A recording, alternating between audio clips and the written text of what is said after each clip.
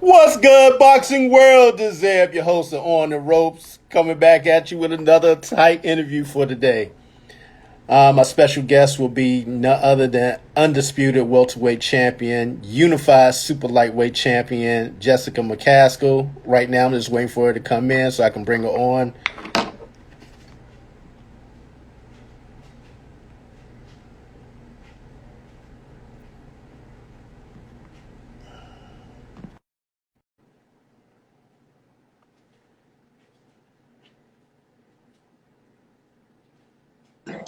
Oh, Good afternoon, Jessica. How are you?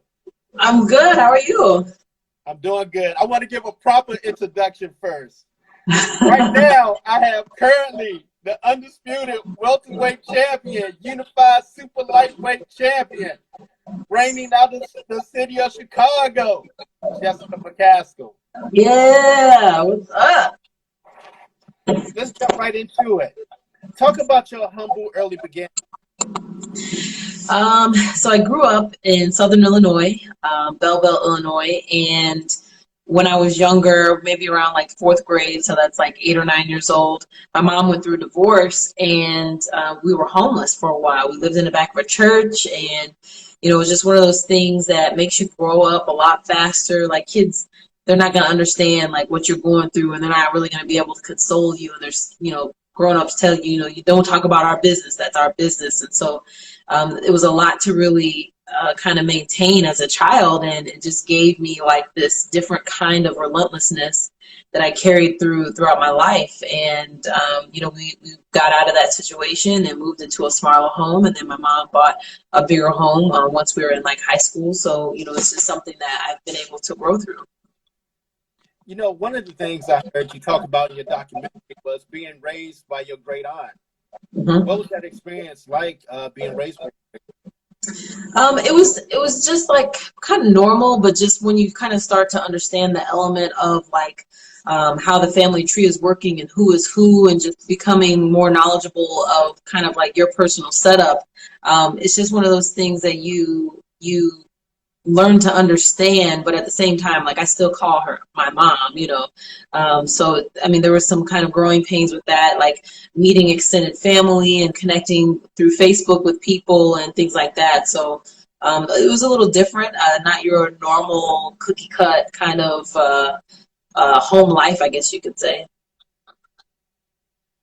Speaking on that, you're African American and Mexican. Was it hard to fit in as a child? Yes, I did not have a lot of female friends. Growing up in a majority, African American community, I was light skinned with long hair. I had some Indian in my family. Like that's just kind of like how we would roll. And I didn't learn until I was a lot older that my dad was actually a Latino descent. And so it was kind of like relearning myself, and that was a pretty interesting kind of thing to go through. But I never had a lot of female friends. People assumed that I was like stuck up or something, and I was actually just a tomboy. I hung with the guys a lot, and I consider myself to be, a nice, kind person. So I think I was just kind of mistaken by the looks that I had. Growing up, what did you actually want to be growing up? I wanted to be a teacher, and I think I still struggled with that growing into like high school and college, and trying to prepare yourself for your life and your career and what you're going to do. And as you get older, you start thinking, well, do I want to be a teacher, or do I want to try to make some money, or what's going on in the surroundings around me? And so I let go of the teacher thing, and there were times where I felt like, man, I should have really stuck with it. And the reality is I teach people here at the gym, so I'm training fighters. I'm training people that come in for personal training. I get to work with the kids. I get to talk to different schools. And so I have a little bit of that in what I do now. So I'm very happy with that. Growing up, one of the teachers that had a major influence on you, I want you to talk about her, Miss McHugh. Yeah. Ms. McHugh was my sixth grade teacher at Franklin Elementary School in Belleville, Illinois, and she treated us like almost just like equals, like adults. She didn't sugarcoat anything. She didn't dumb it down for us. we would learn our lessons, but she would also talk about a lot of life things that were happening around us. We weren't in the best neighborhood. That still isn't the best neighborhood. And we would talk about the different things that we're going through, different things that we would see. And I just felt like it was such a real experience for me. And, those teachers at that school always found probably in their mind a small way to show up for the kids. Like I won like a free throw contest, and so I was going to go to a competition with all of the schools where we would all compete. And she drove me, and she bought me McDonald's, and like those things are just like multiplied times a million when you're a kid, and you never forget them. And so I'm just so appreciative of her taking the time. And that was with generations and generations. When she retired, there were so many people that came to see her, and so she didn't just do that with me. She did that with so many people, and so she really stood up to the meaning and definition of what a teacher should be. For a lot of people that don't know, you actually started boxing after high school, correct? Yeah, I was in my mid-20s after college too. Yeah. Well, how did that all come about? I got interested in a kickboxing class, so I tried that out, and it was just like a month-long fitness kind of class. I wasn't competing or anything. And in the same gym, there was a trainer that was training actual fighters, and they were boxers. And so I realized I didn't feel the need to stretch my legs out every day and try to kick above my head. Like, that was doing too much. So I transferred over to the boxing team, and I just started training with them. And since there were actual fighters there, I kind of followed in their footsteps. Like, they were fighting, so I wanted to get my training, and then I wanted to spar, and then I wanted to have my first exhibition bout, and then my first actual amateur fight. So they kind of led the way of what to look forward to, and I just trained and got there. At what point did you decide that you were really going to fully focus on boxing as a career? Well, I think in my amateurs, I really saw the ability to kind of go up and down with it. So I had a regular, just kind of full-time job and very scheduled, 9 to 5 kind of thing. And I was able to keep a decent schedule. And then I moved to a different job, and, my hours were all over the place. And that's where my boxing kind of faltered. And so I knew that if I focused everything into it, that it would be very rewarding. And if I let other things come in and kind of change the focus, that, I wasn't going to get enough out of it. And so once I moved to Chicago, I just continued to put my all into it. And once we started dropping girls and knocking them out in 30 seconds, we realized, okay, we should be looking to the next level, which was pro. I want to get your thoughts on this quote right here. Anything is possible if you have the courage to make it happen. I believe that. Yeah. I mean, sometimes, what you want to do or what you want out of life is right in front of you, but you're too scared to take that step, and you just have to go for it. I had never been to Chicago before, even though St. Louis and Chicago is only about 4.5 hours away from each other. And it was just like, there's a new job and it's right there, and all I have to do is go there and get it. And I picked up my whole life and moved to Chicago. I hadn't really done a combat sport before in my life, and it was just like, this seems like this can be rewarding.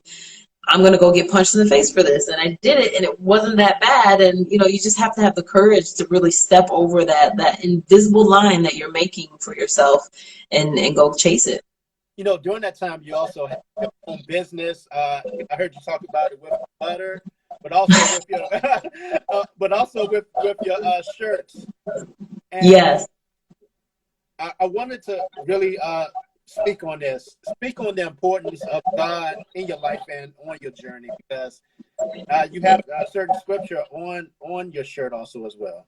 Yeah, Psalms 18:34. He trains my hands for war. Like, a lot of people talk about like how nice and how good God is, and God is a vengeance God. Like, he's gonna fight for you, and he's gonna like tear down mountains for you, and you just have to have the faith to know that he's on your team and that he'll do those things for you. And so, people talk about like, how can Christians say, like, talk about fighting and killing? And it's like, we had to take out, whole tribes, as Christians, we had, to kill people. And I'm not in the ring to kill anybody, but I'm in there, and I believe that God has trained my hands for the wars that I've gone through. And he's brought me through a lot of things. And, you see people passing away in the ring. There's things that just, can really happen that are not, of the best light. And so I feel like I just have to continually stay in his word and stay focused, so that, I don't get off track, so that, I stay humble, and that this platform is used for the best of his will, and just, keeping me safe through all of it. You spoke about your humble beginnings.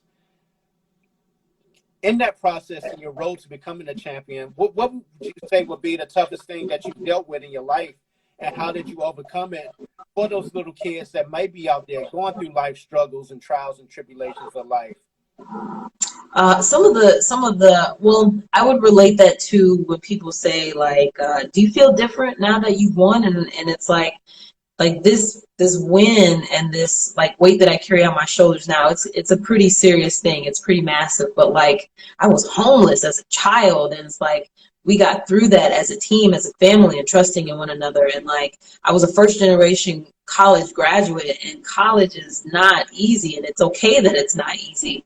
And getting my college degree in the mail, like, that changed me. That was an epic moment of my life where I just knew I was a better person, and that I was stepping over into another level. And so it just, going through your trials is not a bad thing. Everybody has them, and every time you go through it, it's going to make you stronger. Just know that you have to make it out of that and off to the other side of that. So if you're going through something right now, it's okay. It's how you take care of that certain situation, and making sure that you come out of the other side and continue your life, and you'll definitely level up from that. Just speaking on that, have you ever been back to the church where you started, in the back of the church as a kid? I haven't been back to that church, like, inside. Of course, we went to the church for the documentary, Kattie McCaskill. It's on Amazon Prime. It's also on YouTube. So we went to all of the houses, and it was really crazy because the one thing I kept saying is, like, man, all of this looks so small now. So you're thinking about some of the kind of traumatic moments that you've had to endure, and then you come back to that later in life, and everything just seems so small and so minuscule, and the things that you're doing now are so much larger and so much more important. And that was like a really good feeling. It was kind of almost like closure for me. So yeah, I've been back to those places, just on the outside, very surface level, kind of poke around, and that was it. I want to go back to the WBC title fight that you had in Chicago. Talk about that whole experience and what that really means to you. That was a really good fight. I mean, they say a lot about fighting in Argentinian, and people always want to build up this wall of things that you're going to have to overcome. And it's just like, I know what I'm getting myself into, and I'm ready for it. And we were ready for that opportunity. And just having the fight in the Winters Arena, which was an amazing venue, and then having the crowd, the whole Chicago crowd, people that I work with, friends and family. And Chicago's loud. They're going to let you know what's on their mind. And they were just, I can still hear, like, how crazy everybody was just cheering me on when they said, and news, amazing. Being able to win the fight, take the title from somebody else, and then to hold on to it, and do it in my hometown of Chicago. It was pretty ridiculous. My mom snuck in town. I saw her once I exited the ring. I didn't know she was there. And so it just seemed like everything was in its right place. Now, I got to talk about the experience when you went over to the UK. Kattie Taylor. Mm-hmm. What was that like to be in an arena like that, knowing probably the whole crowd is against you? No, actually, I have a lot of fans over there. And the investment bank that I was working for at the time, we have a London location. So before I even left, they were like, hey, we got tickets. And so I didn't get to see a lot of the people that were there, but I know that I had a lot of people over there cheering me on. And I think I gained a lot of fans over there just from having such a great fight. I earned a lot of respect. And even people, they were like stopping me in the airport and they wanted pictures. And, you know, I feel like I'm in somebody else's hometown. So I'm like, you know, what's good? And they're like, oh, you fought last night, you know, and can we get a picture? What an amazing show. And so that was an awesome experience, to meet and greet the fans in other countries. The actual, preparation was good. They had, a lot of gyms that we can go to get ready. And so everything worked out really good. You know, I was actually going to lead into that because as the fight went on, did you feel like you gained a lot more fans and a lot more respect, and you just answered that? Yes, for sure. And I love that the fact that the fans feel like they can reach out, and I get DMs or people will send me pictures and say, hey, can you autograph this and send it back? And I'm always game for that. So I do feel a lot of love from other countries, which is great. Now, for a lot of people that don't know, there's only 4 undisputed women in boxing history. Cecelia Braekus first, Clarissa Shields, Kattie Taylor, and finally yourself. Yeah. With that being said, then you had one of the biggest fights ever going against Cecelia Braekus. Talk about the training and the process in that road. We were very strict with our training. Consistency is key. We have strength and conditioning 4 times a week, sparring 3 times a week. We have multiple workouts throughout the day, and just the work output that we have is compared to none. And it's not about staying in the gym for hours. If you get your workout in, you're done in about 45 minutes to an hour, and then you're gone, and you come back. And a lot of people train as if they're getting ready for a marathon, and boxing, it's like, 20 minutes for females. And so, you know, you have to train properly, and the outcomes that we've had over these last fights really show what kind of condition I'm in. They said I threw 230 more punches than Cecelia did, and that kind of punch output is ridiculous, and that just shows, like, you know, how well our training has been going. Now, I'm very good friends with Simon Martinez. You had a chance to bring in Sierra Martinez. What was that deciding factor to actually bring her into camp at such a young age? We brought in a couple of different people. We brought in Ariel Davis, who's on the Haiti Olympic team. She's out of Louisiana. We met her at the national tournament. So she was great work, maybe about a week or 2 before Sierra came in. And then we had Sierra come in, and I think it was more so just about making sure that your face is out there. You know, if she wasn't on social media, if she wasn't like showing her workouts, then we probably wouldn't have seen her. And it's all about like networking. I mean, we have the professional level network, we have the amateur level network, we have the Olympic level network, the USA boxing level amateur network. So we want to make sure that we're including a lot of people in things. So we're just kind of testing, seeing, and you know, we've only flown people out maybe for a handful of fights, and so we're just making sure that we have a proper camp that we can bring people to, and giving them a different experience. So when they were both here, they had sparring with us like Thursday night. They did the 4:45 a.m. workout with us on Friday morning. And then they had another workout with us sparring on Saturday, and other gyms. They got a different look. They had other people that were coming in for sparring. So it wasn't just, you know, about us. It was about them being able to get a different look from the Chicago fighters as well. Another time of sparring on Sunday before they left, and, you know, some team, you know, dinners and things in there. So it was a really good experience. You know, Sierra had talked about that, you know, such a great time, such a wonderful, you know, flying around the cash app with you know, the spar. She very excited. Why is that important for you to give back to the younger fighters? It's important for the experience, just so that their knowledge and their wisdom of not only the business side, but also the fighter aspect, so that all of that is on another level. I mean, we're not in that old school type of fighting anymore. We don't go far away and sit in the mountains and train for, you know, 3 months. You know, you can bring a lot of technology to yourself. You can bring fighters to you, and you just want to make sure that you keep building your own brand. So now Sierra has experienced the Team McCaskill brand, and now that's going to be a good word, and there's going to be other fighters that want to come in. And so in Summer Lynn, she's 147 as well. She is pro 2-0, and so now we're setting up things to where when it's her turn, we'll have fighters come in for her, and people are going to be biting at the bit to do it because they know how we operate. And we also want to set kind of the platform of, pay your sparring when they come in. This isn't a game that you're risking a lot of physical health here. So we pay all of our sparring partners, whether it's people that are here in Chicago already or whether it's people that we fly in. We want to raise the bar for boxing across the board, not just when you're in the ring and you're fighting for a championship, but when you're preparing for a fight all the way across. Talk about your coach, Rick Ramos, and what he means to you. Oh man, Rick is crazy. Gosh, we are literally competitive almost every day to see who can work harder.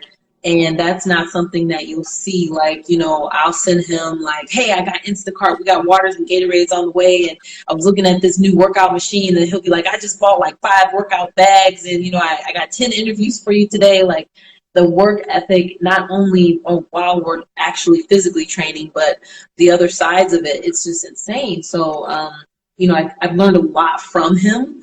And now it's kind of my job to pass that on to the younger fighters and to kind of get them ready for when, it's time for them to sit in the hot seat. And he's made everything so much easier than it has ever been probably for any fighter. I mean, he's completely transparent on the managerial side. Any email that comes across his desk, I see it. I haven't had any issues, any problems, and I think that really adds to the vibe that the whole gym has. We all have an understanding. There's no secrets. It's probably an element that you probably haven't really seen in other boxing gyms before. Just to get a better understanding for people to get to know you, you actually have a full-time job in investment banking. So how did you manage that and boxing all at the same time? It just happened to work out with the timing. Right now, it's perfect. I clock in at about 6 in the morning or earlier if I have time. And our workouts are 4:45 in the morning. So I get up at 3:30, take care of my dogs. I have 2 rescue pit bulls at home. And so I leave the house. I'm at training from 4:45 to about 5:45. I get over to the other gym, the boxing gym. I log into my computers. The girls are starting their second workout of the day. I stay at the gym. If I need to get deliveries, answer phones, or anything else, help with personal training, I'm there. And then after work or during work, like maybe during lunch, I get a run in. And then after that, I'm able to do my boxing workout. So that's a 3-a-day session there. And just the timing works out perfectly. And for me, it is a lot of back to back, but it just helps me focus because it's like I don't have time to do anything else. I just need to go from one thing to the next, keeps me out of trouble. And like I said, keeps me focused. Now, do you feel women are getting the same respect as far as pay and notoriety in the sport of boxing? I feel like women have a lot of catching up to do. I've always experienced issues with, even when I first started in my pro career, where females would say, oh, I'm not in the gym right now. And it's like, this is a professional sport. You're a professional athlete. You have to always be ready. You have to always be in the gym. You never know if you're going to get a phone call of someone on the other side of the car that dropped out. And so I feel like there's a lot of catching up to do. People are asking for a lot of things and they're not really providing things as a fighter. You're not in shape. You're not ready for a fight. You're not giving knockouts. You're not giving an exciting show. So I feel like the boxers need to develop a little bit more on their own. They need to put themselves out on social media, make sure that the community and the network is building. And then you can start asking for things. And if anybody's ever asking you to fight for something that you don't think is worth your time or money, then that's when you say no. You don't take, fights that for no money, because then you lower the dollars across the board for everybody. Everybody has to, fight what they think their worth is for, and then there won't be any issues. If you don't like the number, then just say no. With that being said, you do have a rematch clause with Cecelia. Do you Yes. think she'll exercise that right for the rematch? I'm not sure. She alluded a lot to a retirement, but as you know, the guys, Mayweather and Roy Jones and Tyson, they also retired, and they're all talking about coming back fighting. So I think it's very hard for a fighter to say I'm done. And so I do think she will want a rematch. Best for business is to sit out the immediate fight and let McCaskill Taylor 2 happen. And then from there, she can fight the winner and the loser. If she fights me right away, loses again, or gets knocked out, nobody's going to want to see that. So if she sits out, she's got a possible 2 fights instead of just one. How bad do you want that rematch with Kaylee Taylor? I think it's just it's first of all, it's great business. I feel like I've always said that Katie has flaws. Even the first time around, I said Katie has flaws. I almost knocked her out with a left hook. She keeps her hands down. She has just a lot of bad habits that can be taken advantage of. And if they're not, if they don't care about those different things, then they'll come up to 147 in the fight.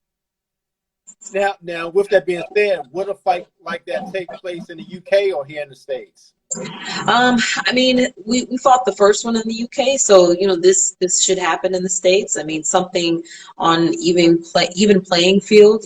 Like the Tulsa, Oklahoma, that was awesome. Like neither of us have representation in a place like that, and it's just an even playing field, and that's something that I think is the most important. Now, I want to ask about 2 other fighters and get your thoughts about fighting. One is Amanda Serrano. Mm-hmm. What's your thoughts Yeah. about a fight with her? I think that would be awesome. Our camps have had a couple of conversations about it, and so we're both very up for that fight. I think it would be very fast paced, a lot of punches. I think that would be really good. And then your second fighter? Clarissa Shields.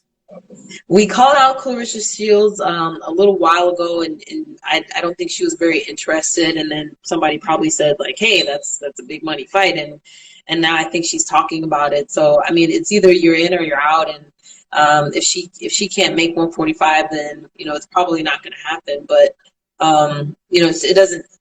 The goal is always to make big fights with big names and create history and raise the level of boxing across the board. And with those names, we can do that together. We can do that. And if people don't want to participate, then that's fine. There's other names and there's other options.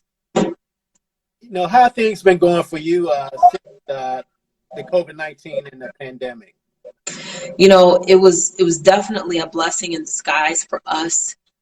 We did quarantine. The only places I was ever at was home and the boxing gym and like maybe the pet store. Anything else I had delivered or I tried to stock up on for weeks at a time. And so I was in the gym a lot.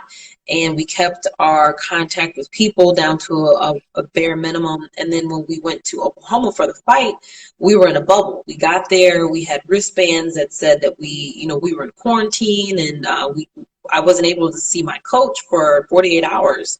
So, it was kind of one of those things where we were already mentally prepared for that, and we took it very easily. So the lack of having to commute to work, I'm able to remotely work from wherever I need to do. That has helped a lot. It's taken out a lot of time. I can just log in, I can go run on the treadmill, and I can come back. So it's definitely been beneficial for us.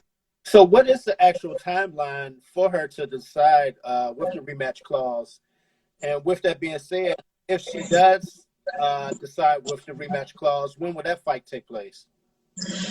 I think she has a couple more weeks to make the ultimate decision. And that fight, I wouldn't mind having something in maybe December or January. But she's got to make the decision first if that's going to happen or not. Now, if she decides not to on the clause, how soon could that fight happen with you and Kattie Taylor? I'm not sure. We fought a week apart.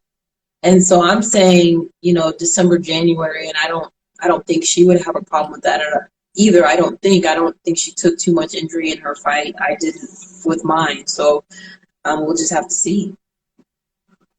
Okay.